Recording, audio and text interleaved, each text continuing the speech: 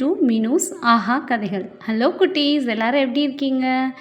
இன்றைக்கி கதை கேட்க எல்லோரும் தயாராக இருக்கீங்களா? வாங்க, இன்றைக்கி உங்களுக்கு ரொம்ப பிடிச்ச தெனாலிராமன் கதை தான் பார்க்க போகிறோம். விஜயநகர அரசவையில் ரொம்ப புத்திசாலியான மனிதர் யார்? நம்ம தெனாலிராமன் தானே. இன்றைக்கும் நமக்கு ஒரு அற்புதமான விஷயத்தை வச்சு வியக்க வைக்க போகிறாரு. என்னன்னு பார்க்கலாம். கதை பேர் என்னன்னு தெரியுமா? ஒரு குதிரை ஒரு பூனை. ரொம்ப இன்ட்ரெஸ்டிங்காக இருக்க போது என்னன்னு பார்க்கலாம். விஜயநகர நாட்டில் அரசர் எப்பயுமே ஏதாவது ஒரு வித்தியாசமான சட்டத்தை போடுவார். அப்புறம் அந்த சட்டம் ஒரு சிக்கலில் கொண்டு போய் விடும். அதை சரி கட்ட நம்ம தெனாலிராமன் தான் வரணும். இப்போயும் அப்படி ஒரு சட்டம் வந்திருக்கு. அந்த சட்டத்தில் அதை சரி பண்ணுறதுக்கு நம்ம தெனாலிராமனுடைய அருமையான திட்டமும் வருது. என்னென்னு பார்க்கலாமா? அந்த காலத்தில் குதிரை தானே எல்லோரும் பயன்படுத்தினாங்க பயணத்துக்கு. அந்த குதிரையை விற்றா அதிகமான வரி கட்டணும் அப்படின்னு ஒரு புதிய சட்டம் கொண்டு வராங்க. அந்த வரி மக்களுக்கு ரொம்ப கஷ்டமாக இருக்குது. ஒரு நாள் தெனாலிராமன் இதை சரி பண்ணணும் அப்படின்னு யோசிச்சுட்ருக்காரு. தன்னுடைய குதிரையை விற்கலாம் அப்படின்னு நினைக்கிறாரு. ஆனால் அதிக வரி கட்டாமல் தப்பிக்கணும், எப்படி அப்படின்னு யோசிக்கிறாரு. அவர் தான் ப்ரெசன்ஸ் ஆஃப் மைண்ட் உள்ளவராச்சே, சமயோஜித புத்தி இருக்குல்ல, அதேபடி இப்போயும் அவருக்கு ஒரு ஐடியா வந்துருச்சு. என்னென்னு பார்க்கலாமா? அவர் வீட்டில் உட்காந்து இப்படி யோசிச்சுட்டு இருக்கும்போது அவர் பக்கத்தில் ஒரு பூனை உட்காந்துட்ருக்கு. அதை பார்த்தோன்னே அந்த ஐடியா ஃப்ளாஷ் ஆயிடுச்சு. ஆஹா, இப்போ இந்த திட்டப்படி செயல்படுத்த வேண்டியதுதான் அப்படின்னு முடிவு கட்டிட்டு அடுத்த நாள் அந்த குதிரையை கூட்டிகிட்டு அந்த பூனையையும் தூக்கிக்கிட்டு சந்தைக்கு போகிறார். சந்தையில் மக்கள் கூட்டம் அதிகமாக இருக்குது. அப்போ இவர் போய் குதிரையை விற்கணும்னு சொல்கிறாரு. அப்போ அறிவிப்பாளர் சொல்கிறாரு, ரொம்ப அழகான வேகமான குதிரை விற்பனைக்கு வந்திருக்கு அப்படின்னு சொல்லி. உடனே மக்கள் எல்லாம் அந்த இடத்துல கூடிடுறாங்க. குதிரையை சுற்றி நின்று பார்த்து ஆச்சரியப்படுறாங்க. ஆஹா, இந்த குதிரை ரொம்ப வலிமையாக இருக்குது அப்படின்னு பேசிக்கிறாங்க. அப்படின்னா இதோட விலை ரொம்ப ஜாஸ்தியாக இருக்கும் அப்படின்னும் பேசிக்கிறாங்க. இப்போ தான் நம்மளோட தெனாலிராமன் அவரோட ஐடியாவை செயல்படுத்துகிறாரு. என்ன பண்ணுறாருன்னு பார்க்கலாமா? அந்த குதிரை பக்கத்தில் அவர் தூக்கிட்டு வந்தார்ல ஒரு பூனை, அதை கொண்டாந்து வைக்கிறாரு. அப்போது ஒருத்தர் கேட்குறாரு, இந்த பூனை எதுக்கு அப்படின்னு. தெனாலிராமன் சொல்கிறாரு, குதிரையின் விலை ஒரு பொன் நாணயம்தான். ஆ, இவ்வளோ நல்ல குதிரை ஒரு பொன் நாணயம்தானா அப்படின்னு ஆச்சரியப்படுறாங்க. தெனாலிராமன் சொல்கிறாரு, ஆமாம், குதிரையோட விலை என்னமோ ஒரு பொன் நாணயம்தான்.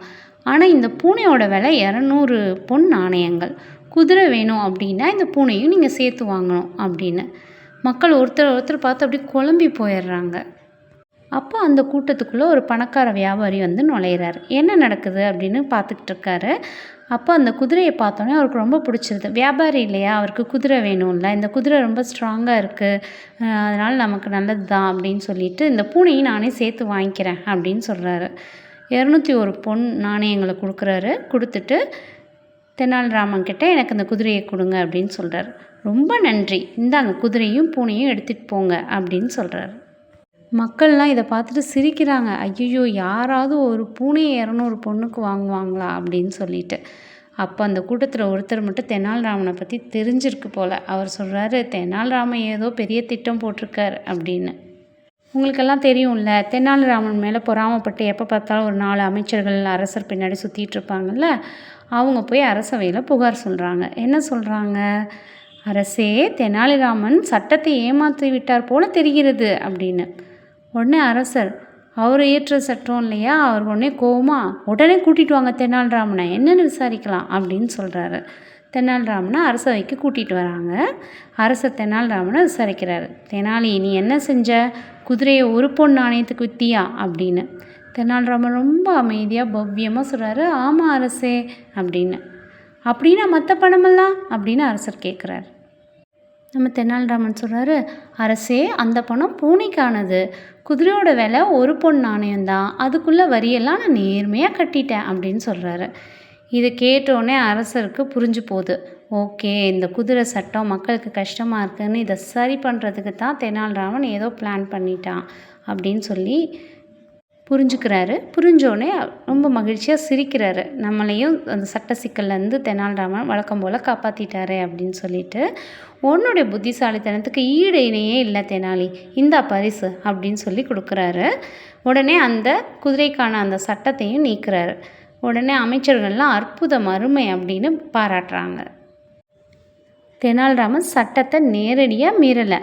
ஆனால் என்ன பண்ணார்? தன்னுடைய புத்திசாலித்தனத்தை பயன்படுத்தி அதிக வரி கட்டாமல் தனது லாபத்தை காப்பாற்றிக்கிட்டாரு இல்லையா? இந்த கதை நமக்கு சொல்கிற மோரல் என்ன அப்படின்னு பார்க்கலாமா? சிக்கலான சூழ்நிலை இருந்தாலும் புத்திசாலித்தனமாக யோசித்து செயல்பட்டு அந்த சிக்கல்லேருந்து வெளிப்படணும். அதே மாதிரி வேகமாக சிந்திக்கணும். அந்த திறன் நமக்கு பெரிய பலம். நகைச்சுவையோடையே எல்லா பிரச்சனையும் சமாளிச்சிடணும். புரியுதா? இந்த 3 மாரலும் உங்கள் லைஃபுக்கு எடுத்துக்கோங்க. மீண்டும் ஒரு அற்புதமான கதையோடு உங்களை சந்திக்கிறேன்.